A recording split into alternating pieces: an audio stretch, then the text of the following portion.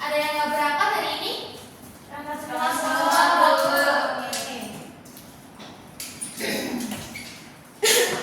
Masih ada yang ingat tidak pelajaran minggu yang lalu kita bahas mengenai apa? Lupa. Oke, nah jadi minggu lalu kan kita bahas mengenai Daulah Umayyah ya.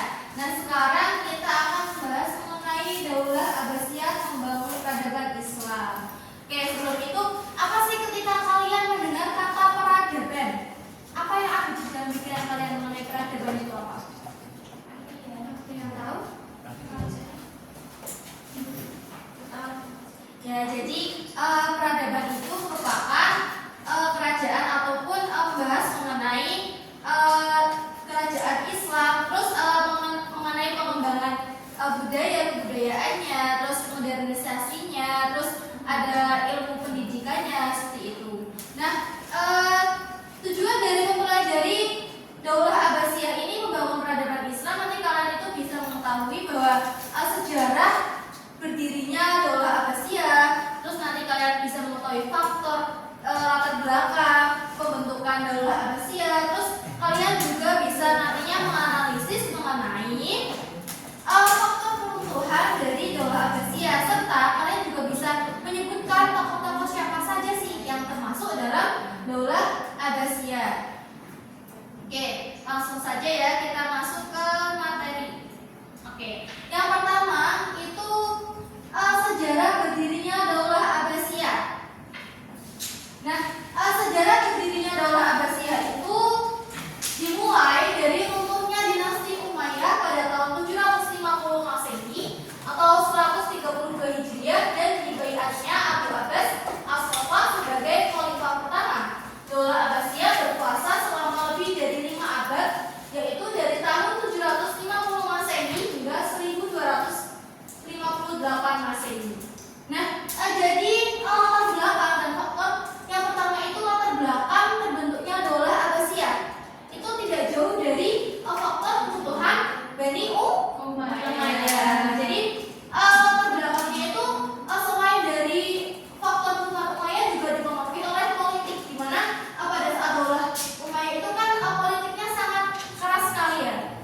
Nah, jadi Daulah Abbasiyah itu muncul sebagai respons terhadap berbagai masalah dan ketidakpuasan yang melanda dinasti Umayyah. Jadi faktor kebutuhan Umayyah itu yang pertama itu apa sih? Adanya diskriminasi terhadap bangsa non-Arab Muslim. Nah, jadi pada masa Daulah Umayyah ini, Daulah Umayyah yang terlebih dahulu itu lebih memprioritaskan terhadap bangsa Arab Muslim dibandingkan dengan bangsa non-Arab Muslim. Jadi pada masa Daulah Umayyah itu ada dua kaum bangsa Arab Muslim dan bangsa non-Arab Muslim seperti itu. Nah, jadi sehingga dengan adanya memprioritaskan bangsa Arab Muslim, nah lalu faktor yang kedua itu ada sentimen keagamaan dan kekerabatan. Nah, yang mana pada masa Daulah Umayyah itu keturunan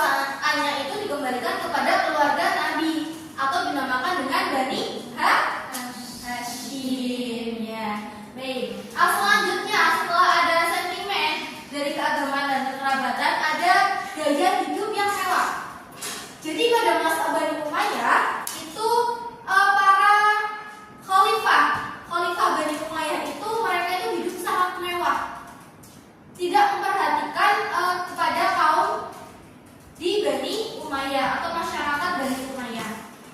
Nah, sehingga dengan adanya latar belakang tersebut, lalu kemudian proses revolusi Abbasiyah. Nah, setelah adanya latar belakang atau faktor runtuhan dari Bani Umayyah yang sudah Ibu ceritakan tadi, itu kemudian proses revolusi Abbasiyah.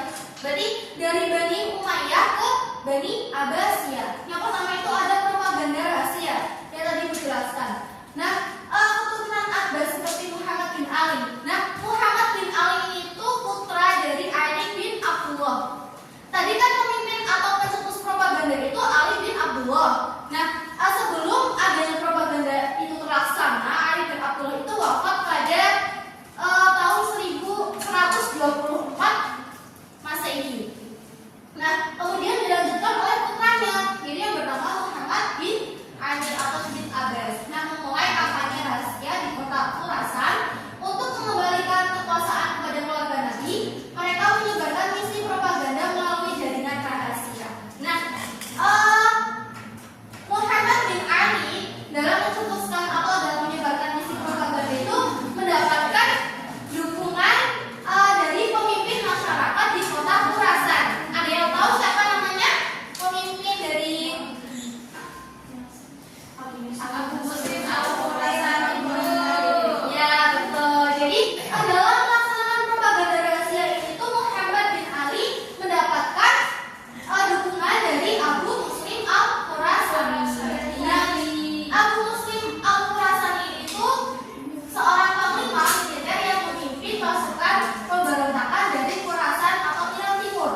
Ia berhasil menghimpun kekuatan militer yang signifikan dan mendapatkan dukungan luas, termasuk dari kaum Syiah dan kaum Mawarij. Nah, setelah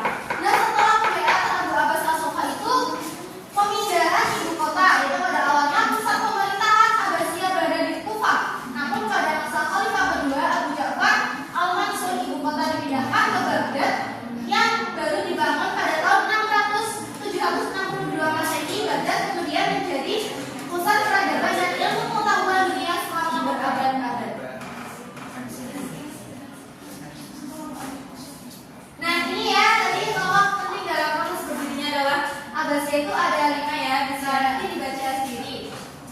Nah, kemudian tentuan Daulah Abbasiyah. Oke, di sini ibu akan membagi kalian menjadi 2 kelompok untuk mendiskusikan. Ini kan ada kerutuhan Daulah Abbasiyah itu dibagi menjadi 2. Faktor internal dan faktor eksternal. Nah, nanti kalian menganalisis hubud dunia itu seperti apa sih, dan konflik keluarga itu seperti apa, meningkatnya konflik keagamaan, terus banyak muncul pemberontakan, dominasi bangsa Turki dan bangsa Persia. Oke.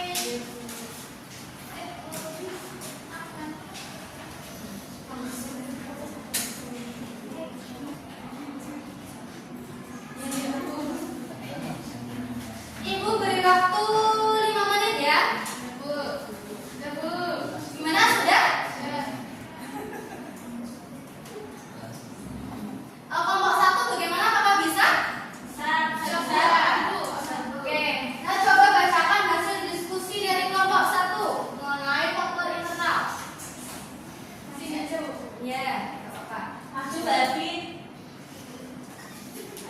Maju juga boleh, nggak apa-apa, lebih bagus. dari kelompok 1 izin presentasikan hasil diskusi kami, yaitu faktor internal yang berperan sebagai penyebab hancurnya Daulah Abbasiyah, Bu.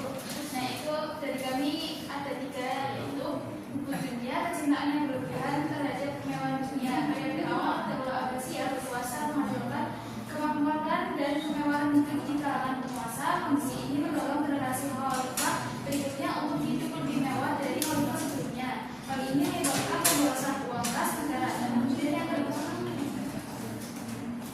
kemudian yang kedua itu ada konflik keluarga Daulah Abbasiyah yang berujung pada perebutan kekuasaan. Pada periode kedua khalifah Daulah Abbasiyah, perebutan kekuasaan nampak jelas. Pada periode ini hanya 4 khalifah yang meninggal secara wajar.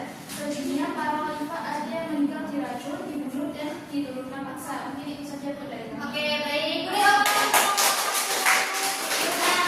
Berhubung waktunya sudah selesai atau tidak cukup, nanti kelompok 2 presentasi di minggu depan ya. Oke, Bu. Oke, di sini Ibu akan memberikan kuis untuk penguatan kalian mengenai materi tadi. Nah, kalian bisa buka aplikasi Quizzes ya.